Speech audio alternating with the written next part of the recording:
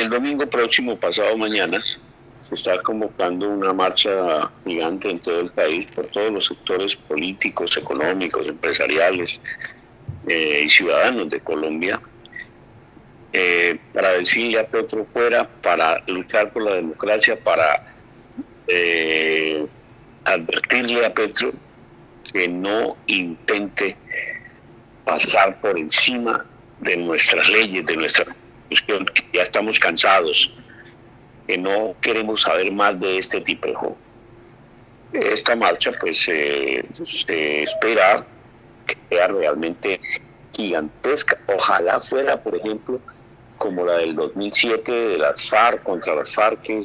Yo nunca en mi vida he visto una marcha de protesta de ese tamaño. No se podía caminar, yo estaba en Bogotá y no se podía caminar, no cabía una aguja entre persona y persona, era absolutamente gigante, monstruosamente gigante, y fue así en todo el país. La del 2007, que la convocó Pacho Santos en ese entonces contra las FARC, o fue uno de los que impulsó la marcha. Ojalá esta del domingo, que la veo muy encima, pero bueno, y que no va a haber lechona, no va a haber tamales, no va a haber aguardiente, no va a haber chirrinche, no va a haber buses, nada, no va a haber indios, nada, solamente espontáneo. Ojalá funcione.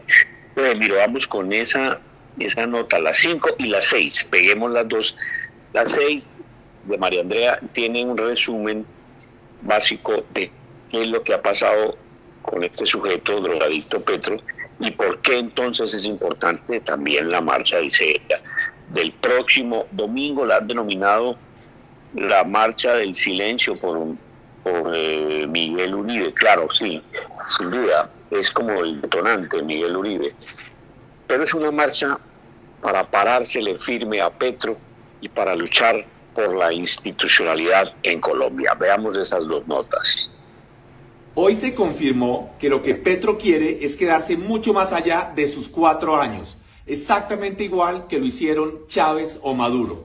Por eso expidió ese decreto totalmente ilegal e inconstitucional, convocando a esa consulta popular que es totalmente innecesaria y cuesta más de 800.000 millones de pesos, con lo que se le podría dar vivienda gratis a más de 25.000 personas, lo que es más que la población de casi todos los pueblos de Colombia. Por eso los invito a que todos participemos este domingo 15 en la Marcha del Silencio, sin importar partidos ni orientaciones políticas, todos por nuestra democracia y por nuestra Colombia. Desde el Parque Nacional a la Plaza de Bolívar, iniciando a las 9 de la mañana. Yo sé que este domingo es el Día del Padre, pero nuestro futuro y nuestra Colombia valen la pena ese esfuerzo. Recordemos de nuevo la amenaza que hizo Gustavo Petro el 1 de mayo. La bandera de la libertad o muerte, la bandera de la guerra a muerte. Recordemos lo que dijo en uno de sus consejos de ministros después de la marcha del 1 de mayo, advirtiendo sobre la quiebra institucional. Entonces el pueblo tiene que tomar en sus manos el destino de Colombia si llegasen a pasar estas cosas, que espero no pasen, y no es una amenaza. Simplemente cualquier ser humano que tenga 3 dedos en la cabeza sabe qué pasa cuando las instituciones van contra el pueblo. Ahí no pasa sino una sola cosa: las instituciones se van. Lo que pasa es que Gustavo Petro cree que él es el pueblo. Cuando él dice el pueblo quiere, lo que en realidad significa es que Petro quiere. Por eso no soporta que las instituciones no se arrodillen ante él. Cuando él dice que las instituciones están violando al pueblo, lo que realmente está diciendo es que las instituciones están violando el deseo del dictador, o sea, de él. Petro, repito, cree que es el pueblo, el Mesías Salvador, el eclipse de sol. Por lo tanto, si hubo una amenaza, ya la consumó. Firmó el decreto para convocar una consulta popular y se fue para Cali, en donde repartieron lechona para que la plaza de San Francisco de esa ciudad se llenara y con la barriga llena, la gente le gritara a Petro Nerón que dirigentes políticos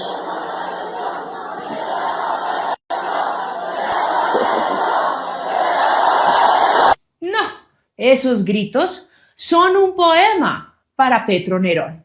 Pero la verdad es que Petro ya no convoca y él lo sabe.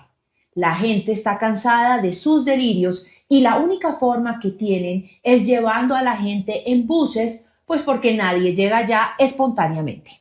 Pero el problema no es que no tenga apoyo. En Venezuela Maduro no tiene apoyo de nadie, sino de los enchufados contratistas. Sin embargo, Petro sí tiene el apoyo de los tiranos de la región, como el propio Nicolás Maduro, que ayer salió a defender a su compadre Petro. Ustedes ven lo que está pasando en Colombia, ¿verdad? Han activado un plan para derrocar al gobierno del presidente Gustavo Petro. Es un plan que está siendo dirigido por Marco Rubio de Estados Unidos y tiene como fin llenar de bandas criminales, de violencia criminal, de terrorismo todo Colombia para ir a derrocar al gobierno progresista del presidente Gustavo Petro e imponer un escenario para que vuelva un gobierno de extrema derecha, neofascista. Un violador de derechos humanos que obligó al exilio a 8 millones de venezolanos.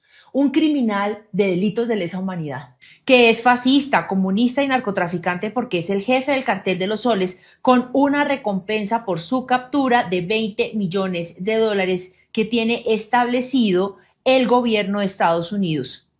Y está dando clases de democracia. Ahora les pregunto yo, si a uno lo apoya Nicolás Maduro, ¿no hay algo demasiado oscuro y truculento detrás de ese apoyo?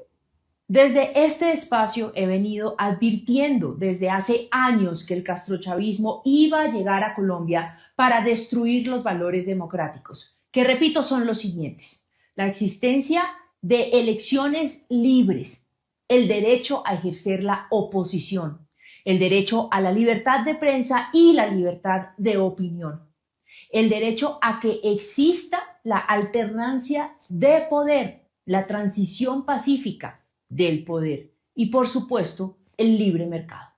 Todo esto estamos en un riesgo inminente de perderlo porque Petro se pasó por encima uno de los pilares del Estado Social de Derecho, la independencia de los poderes, del poder ejecutivo, el poder legislativo y la rama judicial.